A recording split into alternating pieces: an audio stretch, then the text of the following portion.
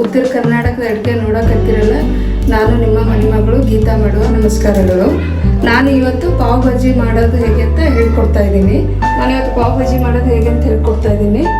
ಪಾವ್ ಭಾಜಿಗೆ ಮಸಾಲೆ ರೆಡಿ ಮಾಡ್ಕೊತಾ ಇದ್ದೀನಿ. ಒಂದು 7ರಿಂದ 6 ಮೆಣಸಿನ್ಕಾಯಿ ಹಾಕ್ತಾ ಇದ್ದೀನಿ.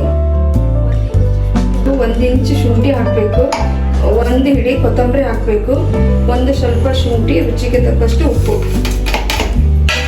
ಆಮೇಲೆ ಮಿಕ್ಸಿ ಮಾಡ್ಕೋಬೇಕು. ಇವಾಗ ಮಸಾಲೆ ರೆಡಿ ಆಯಿತು. ನಾನು ಹೇಳಿದ್ನಲ್ಲ ಎಲ್ಲ ಐಟಮ್ಗಳು ಹಾಕ್ಕೊಂಡು ಮಸಾಲೆ ರೆಡಿ ಆಗಿದೆ. ಈ ಥರ ತರಿಯಾಗಿರಬೇಕು ಪಾವ್ ಭಾಜಿ ಮಾಡ್ಕೊಳ್ಳೋಕ್ಕೆ. ಇವಾಗ ಮಸಾಲೆ ಮಾಡ್ಕೊಳ್ಳೋಕ್ಕೆ ಎಷ್ಟು ಬೇಕು ಅಷ್ಟು ಎಣ್ಣೆ ಹಾಕಬೇಕು. ಇವಾಗ ಮಸಾಲೆ ಎಣ್ಣೆಲಿ ಸ್ವಲ್ಪ ಚೆನ್ನಾಗಿ ಫ್ರೈ ಮಾಡ್ಕೋಬೇಕು.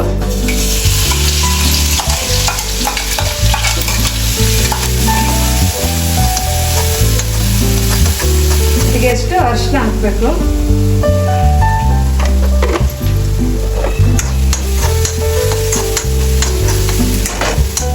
ಇವಾಗ ಬೇಯಿಸಿರೋಂಥ ಆಲೂಗಡ್ಡೆ ಹಾಕ್ತಾ ಇದ್ದೀನಿ. ನಾನು ಆವಾಗಲೇ ಬೇಯಿಸಿ ಸಿಪ್ಪೆ ತೆಗೆದು ಇಟ್ಕೊಂಡಿದ್ದೆ.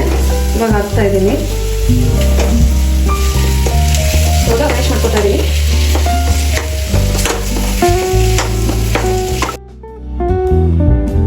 ಇವಾಗ 1 ಬೌಲು ಕಡಲೆ ಹಿಟ್ಟು ಹಾಕ್ತಾ ಇದ್ದೀನಿ.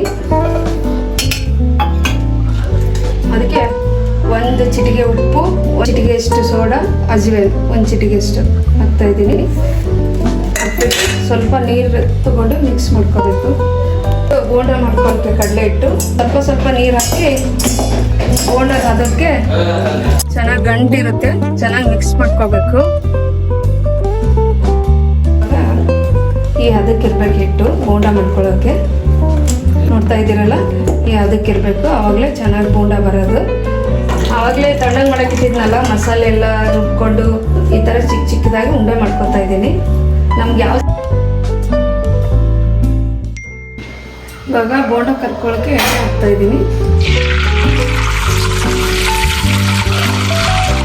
ಇವಾಗ ಪಾವ್ ಭಾಜಿ ಗ್ರೀನ್ ಕಲರ್ ಮಸಾಲ ಮಾಡ್ಕೊಳ್ಳೋಕ್ಕೆ ಸ್ವಲ್ಪ ಖಾರ ಬೂಂದಿ ಮಾಡ್ತಾರಲ್ಲ ಆ ಥರ ಮಾಡ್ಕೋಬೇಕು. ಇವಾಗ ಚಿಕ್ಕದಾಗಿ ಕರ್ಕೊಂಡಿದ್ನಲ್ಲ, ಅದು ಸ್ವಲ್ಪ ಚೆನ್ನಾಗಿ ಫ್ರೈ ಆಗೋವರೆಗೂ ಖಾರ ಬೂಂದಿ ಈ ಥರ ಮಾಡ್ಕೋತೀವೋ ಆ ಥರ ಮಾಡ್ಕೋಬೇಕು. ಇದು ಗ್ರೀನ್ ಮಸಾಲ ಮಾಡ್ಕೊಳ್ಳೋಕ್ಕೆ. ಇವಾಗ ಸ್ವಲ್ಪ ಖಾರ ಬೂಂದಿ ಥರ ಗ್ರೀನ್ ಮಸಾಲ ಮಾಡ್ಕೊಳ್ಳೋಕ್ಕೆ ಕೊರ್ದಿದ್ದೇನಲ್ಲ, ಅದು ಸ್ವಲ್ಪ ಮಿಕ್ಸಿ ಜಾರಿಗೆ ಹಾಕ್ತಿದ್ದೀನಿ. 1 ಸ್ಪೂನ್ ಅಚ್ಕಾರದ ಪುಡಿ, 1 ಸ್ಪೂನ್ ಜೀರಿಗೆ, 4ರಿಂದ 5 ಬೆಳ್ಳುಳ್ಳಿ. ಇವಾಗ ಮಿಕ್ಸಿ ಮಾಡ್ಕೋಬೇಕು. ಇವಾಗ ಈ ಥರ ಮಸಾಲ ಆಗಬೇಕು, ಗ್ರೀನ್ ಮಸಾಲ. ಅದಕ್ಕೆ ಪಾವ್ ಭಾಜಿ ಜೊತೆಲಿ ಇದಕ್ಕೆ ಒಂದು ಪ್ಲೇಟ್ಗೆ ಸರ್ವ್ ಮಾಡ್ಕೊತಾ ಇದ್ದೀನಿ. ಇವಾಗ ಆವಾಗಲೇ ಬೋಂಡ ಮಾಡಿ ಇಟ್ಕೊಂಡಿದ್ದೀವಲ್ಲ, ಈ ಕಡಲೆ ಹಿಟ್ಟಲ್ಲಿ ಸ್ವಲ್ಪ ಈ ಥರ ಮುಟ್ಬಿಟ್ಟು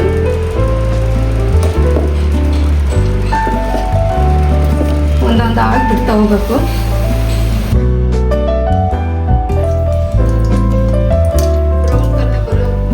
ಫ್ರೈ ಮಾಡ್ಕೋಬೇಕು ಬೋಂಡವನ್ನು.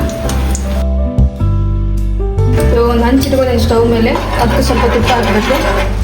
ಬನ್ ಸ್ವಲ್ಪ ರೋಸ್ಟ್ ಮಾಡ್ಕೋಬೇಕು. ಇವಾಗ ರೋಸ್ಟ್ ಆಗಿದೆ.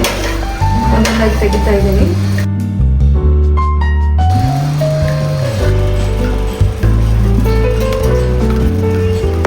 ಇದು ಮಸಾಲೆ ಸ್ವಲ್ಪ ಇದ್ರೊಳಗೆ ಹಾಕೋಬೇಕು.